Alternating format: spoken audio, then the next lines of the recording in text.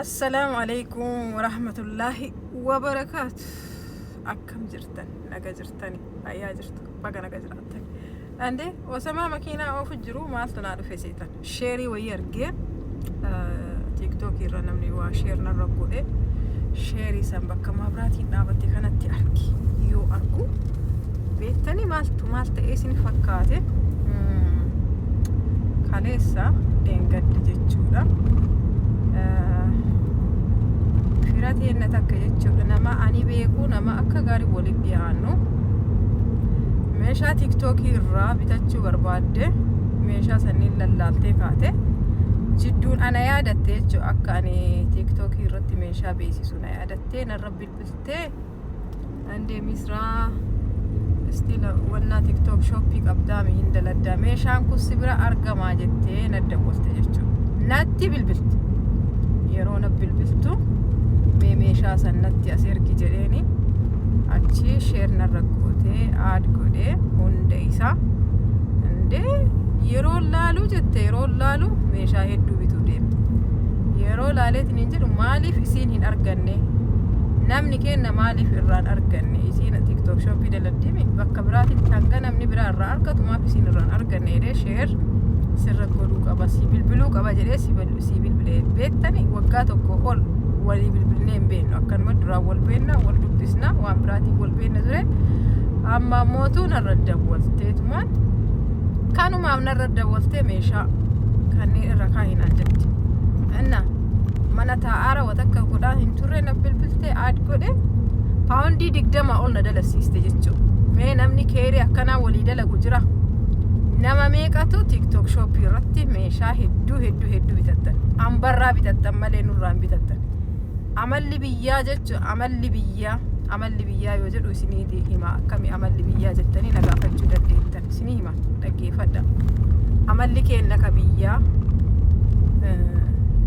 waa walirraa bitachuu hin beeknu jechuudha walirraa hin bitannu maaliif jennaan akka waan yoo nama beekturraa shoppii nama beektuun dhaqxu kennatti jechuudha suuqii nama beekanii hin dhaqan suuqii nama beekanii yoo dhaqxe maaltu ta'a beektani widdii si gurgurata widdii nu gurgurata jedhanii shakkan waan ta'eef gatiin irratti eda'a jedhanii waan shakkaniif nama beekanirraa waan bitatan yeroo baay'ee yoo argitanii jiraatan hin beeka waa'ee biyyatti illee maaltu akka ta'e waan biizinasaa keessa waan tureef jecha shooppii nama beektuu dhaqxeen bitattu irraa achi garagaltee deemta malee dhaqxeetiin hin bitattu hin bitatan narra eda'a jedhanii shakkanillee irruma eda'anillee ta'ee rabbi haa beeku biyya kanatti ammoo shooppii illee amma asitti dalagee argee jira warra shooppii nama beektuu yoo dhaqxe waan gaarii illee argatta diskaawuntii illee argatta argitanii amma garaagarummaa biyya keenya ummata biyya guddate keessatti nama beekturraa yoo dhaqxee bitatte diskaawuntii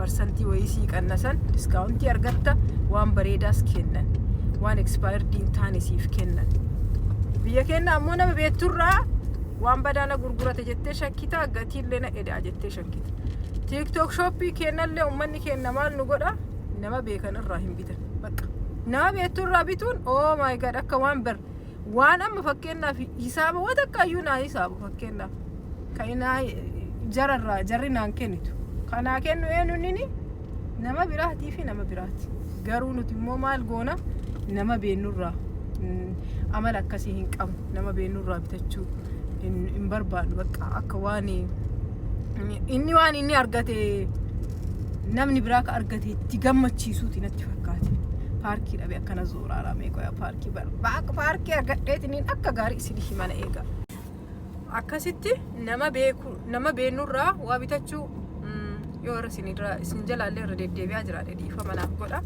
nama beeknurraa waa bitachuu meeshaa kana bitachuuf ta'ame order godhachuuf ta'ame mee aardii linkii kan achirra naa kaa'e bitachuuf ta'a atu argadhu sumunii atu argadhu shilingii atu argadhu qarshii takka hin jedhu faamilii kiyya maan taane faamilii maankii akka gaarii ka beeku akka gaarii ka waliin nyaannee dhun jechuudha eessarraa bitatte waati jetteetiin gaafatte tiktook irraa bitadhe siin jedha ginoo tiktookii irraa meeshaan isa inni bitu sun jechuu ana jala hin jiru ana jala osoo jiru arganii osoo argan dhiisanii bakka biraatti bitachuutu isaan gammachiisa hagana waliyyaana jechuudha nuti ijoolleen oromoo nuti ummanni keenya namni keenya hagana walii yaada. Ani yoo argadheetiin hin jedhe ayyoo maatii kiyya gargaare akka isin gargaaretti hin beektani. Namni uf gargaare nama gargaaree jedhe namichi wayii. Ammas namni wayii jechuun Allah iraahamu rabbi isaa araaramu amma amrii ta'ee jira. Namni tokko yoo inni uf gargaare akka si gargaaretti beeki because at least gabbahee si kadhataa hin jiru. Uf gargaareera waan ta'eef kana akkasitti beekaa jedhe. So deebi'ee ammoo nama ol deemu malee nama gadi deemu hin gargaarinaa jedhe. Nama ol deemu maaliif gargaaranii akka wanni gargaaraniif akka moorii guddatu akka moorii jabaateetiin waan gaarii dalaguufi gargaaran. Namallee ka gargaartan nama ol deemu malee nama gadi deemu hin gargaarinaa jedhe. Sunis dhugaa isaati. So akka isiniin jedhe sanii namni keenya amala akkasiirraa ofirraa ittisaa. Akka biyya keenyaa saniin hin deemina akka biyya kanaatti deema. Akka biyya kanaa maaliin nama beekan irraa malee waan bitatan. Shopii nama beektuu nama akka gaarii beektuu yoo dhatte diskaawuntii argattaa meeshaa babbareedaa argattaa andalageera argee jira waggaa 2-3. Ebalu akkasitti ennaaniin dhugaa isiniin jedha diskaawuntii bareedaa argattaa meeshaa kiliinii argattaa nyaata yoo ta'e babbareedaa sii kennan jechuudha. Yoo kan taane taate immoo si hin ta'u isiin jedhan kana. Kenna biyyiti immoo maali ammoo jijjiiramteen beeku nama beekturraa moo abadan nama biraa gabbaran bakka amba gabbaran ambarraa bitataniitiin amba guddisuu jaalatan malee kenna guddisuun ima hin jirre. Akkasuma dhufe bakka ciiqeetiin Awurooppaallee dhufe Ameerikaallee seen ammallee maaltu jira namni kenna osoo TikTokii irraa waa bitatu osoo tiimuu irraa waa bitatu nuti tiimuu asirratti adii kennee jette dhufanii seenaniitiin hin bitatan. Aanarraayyuu bitatina ijoollee mateen Oromoo irraa maan bitan. Beeksisa jaraa seentanii jala maan bitatina. TikTokii yoo nuti qabanne TikTokii kenna sheen meeshaa nuti achirra kennu jala maa seentanii bitatina. Sheenni qabna sheenni seentanii akkaawuntii sheenni jala kenne san jala maa seentanii bitatina. Tiimuu qabna tiimuu san jala maa deemtanii bitatina. Hoo keessattuu warri nu beektan warri kontaaktii walirraa qabnu jechuudha. Kun akka intala amma obboleetti teeneta amma keessaan naa bilbiltee meeshaa hedduu bituu deema irra kaaye. Wallahi ammallee deebitee sheer narra goote waan biraallee jechuudha. Waan bituu barbaaddu hunda isaa narra asii ergiteetiin na ajaa'ibsiise bakka anti namni kennamaaf waan akkanaa.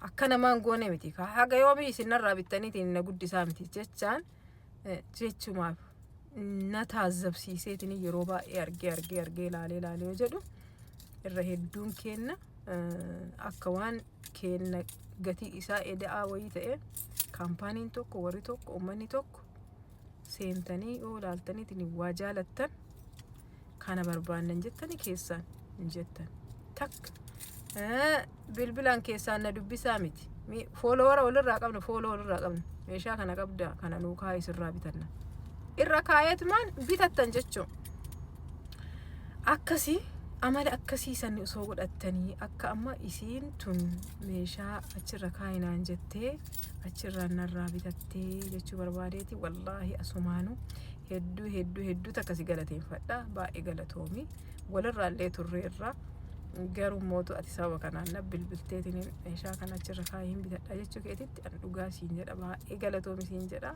galatoomi siin jechuu barbaada ulfaadhu. Akkasuma amala akkanaa haa qabaannu wala haa gargaaru wala haa guddisnu kanuma wanni biraa wanna akka isiniin jedhe san jechuudha.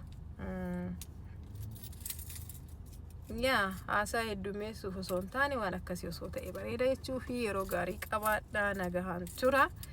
Yaada keessan kennadha ta'uu qabamoo ta'uu hin qabullee kennadha isiniin jedha. Wanni muraa qabu hin jiru wanni waan takka qabu hin jiru meeshaa babbareedaa kana hin shakkinaa seenaa bitadha.